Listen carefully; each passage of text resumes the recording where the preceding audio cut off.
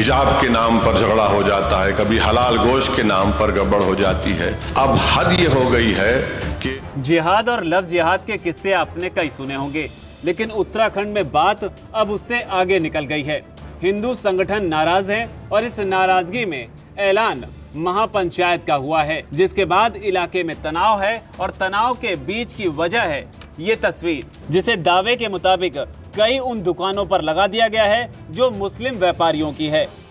इस पोस्टर पर लिखा है, लव जिहादियों को सूचित किया जाता है कि दिनांक 15 जून 2023 को होने वाली महापंचायत होने से पूर्व अपनी दुकानें खाली कर दें। यदि तुम्हारे द्वारा ऐसा नहीं किया जाता तो वो वक्त पर निर्भर करेगा। देवभूमि रक्षा अभियान। पोस्टर सामने आया तो सदी हुई ही सही, लेकिन धामी ने भी बड़ा बयान दिया। मुख्यमंत्री पुष्कर सिंह धामी ने कहा कि लव जिहाद और लैंड जिहाद को लेकर प्रदेश सरकार पूरी तरह से सख्त है। देवभूमि में इस तरीके की हरकतों को नहीं होने दिया जाएगा।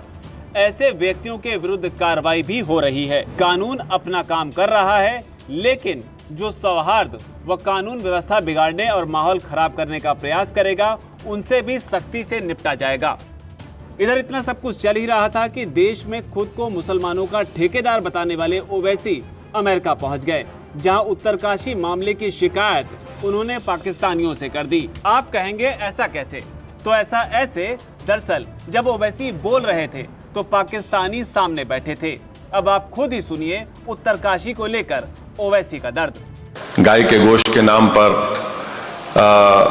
लव जिहाद के नाम पर, कभी हिजाब के नाम पर झगड़ा हो जाता है, कभी हलाल गोश्त के नाम पर गड़बड़ हो जाती है। अब हद ये हो गई है कि उत्तरकाशी उत्तराखंड में परोला मुकाम है, वहां पर मुसलमान घरों पर एक एक्स मार्क लगा दिया गया है और लगाकर उनसे पोस्टर चिपका दिए गए कि जून 15 तक आप लोग इस इलाके को छोड़ के चले जाएंगे। अच्छा, उसमें छोड़ के चले जाने वालों में सबसे पहले कौन भाग गया? उसमें बीजेपी के मुस्लिम माइनॉरिटी का लीडर जो 25 साल से रहता था, उन्हें घर को लॉक डाल के भाग गया और ओपनली वीडियोस जारी होते हैं कि आपका जेनोसाइड होगा, आपका कत्लेआम होगा। सुप्रीम कोर्ट ने कहा कि 100 मोटो एक्शन लो हेट स्पीच के ऊपर, मगर क्योंकि सुप्रीम कोर्ट को छुट्टियां हैं, ये लोग अपनी जबान को खुला रख दिए हैं।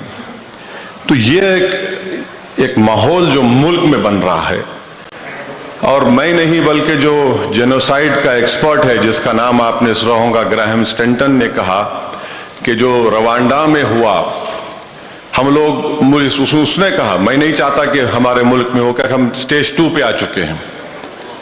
मेरे नहीं, आप देख लीजिए उनका जो जिसने रवांडा के जेनोसाइड को प्रेडिक्ट किया था वो सही निकला।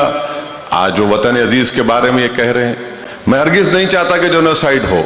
हालांकि ओवैसी जिस खास मामले का जिक्र कर रहे हैं, उसकी शुरुआत 26 मई के उस वाक्य को लेकर हुई जहां बिजनौर के जितेंद्र सैनी और उवेश खान ने पुरोला में एक नाबालिग लड़की को भगाने की कोशिश की।